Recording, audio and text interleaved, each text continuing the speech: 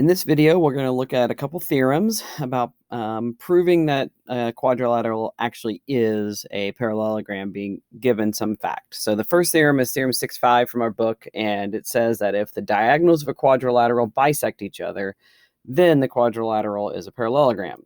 So we've got this quadrilateral, and in the quadrilateral, we draw in our two diagonals. So we can label some points here. And what's given to you is that these two diagonals of this quadrilateral are going to be bisected by each other so that you get these congruent segments. And then what we want to show is, because of this information, this must be a parallelogram. So let's just do a quick proof of this theorem and show that, yeah, in fact, this is enough information to prove that it's a parallelogram. So we're going to just start by saying, our given is AC and BD bisect each other. Now, at this point, because this is the first one of these that we've had, the only thing we know, or the only way we know to show something's a parallelogram, is to use the definition of parallelogram, which means that opposite sides are parallel to each other.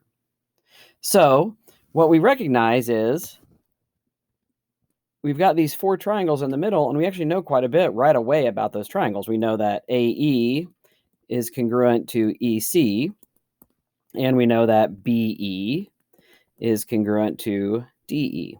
Again, when you're doing these problems about parallelograms and rhombuses and all these different shaped quadrilaterals, these congruent triangles come up over and over and over again. And so that is just by definition of segment bisector.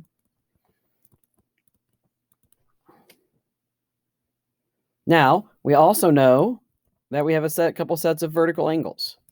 And so I'm going to call those angle 1 is congruent to angle 2. And I'm going to need to do both of these, because what I'm going to try to do is prove these lines are parallel. So vertical angles are congruent, as how we know those are true.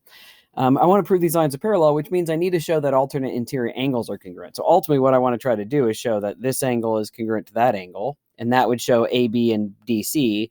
And then if I can show this angle is congruent to this angle, same thing. So to do that, I just proved triangles congruent, which I already have enough information, right? Angle, side, angle proves the top and the bottom one congruent. So triangle AEB is congruent to triangle CED. That is by side, angle, side. We're proving that those two triangles are congruent. And then we can do the same thing for the two on the sides. We can say that triangle AED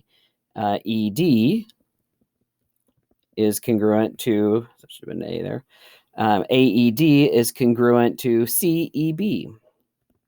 And so the two on the side, and that's also by side, angle, side. So we just put those in the same step together. Then from there, using CPCTC, we know that angle BAC is congruent to angle DCA. And we also know that angle ADB is congruent to angle DBC. And both of those is because alternate interior angles are congruent. And then from there, that's enough to show that AD is parallel, not alternate interior angles congruent, that's the next thing. That was CPCTC. Corresponding parts of congruent triangles are congruent. And then from there, we can show that AD is parallel to BC, and AB is parallel to DC. And that is by if alternate interior angles, or actually probably the best way to say it's the converse of the alternate interior angles theorem.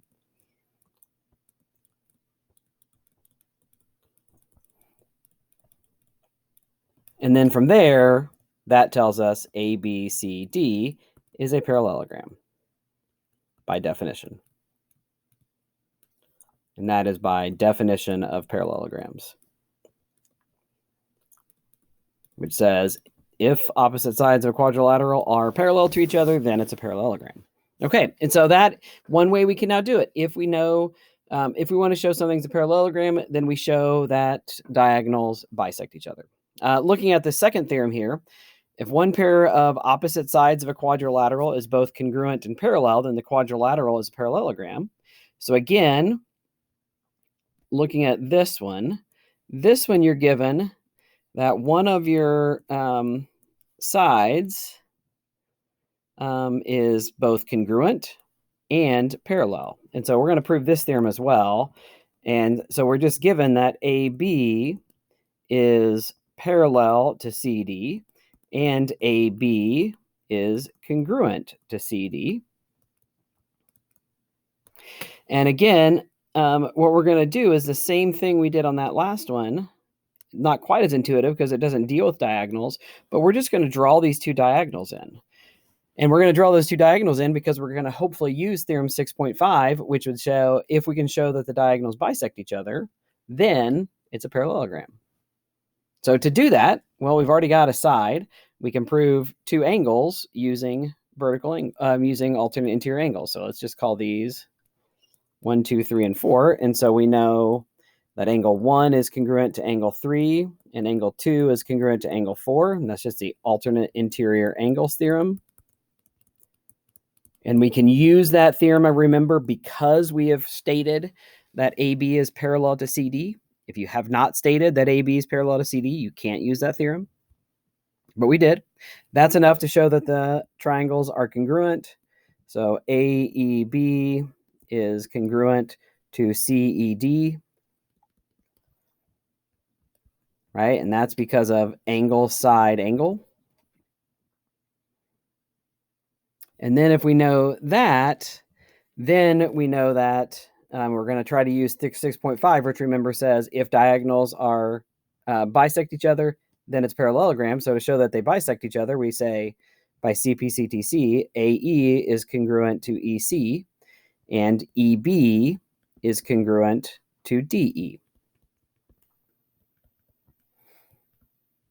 And then that tells us that AC and BD bisect each other by definition.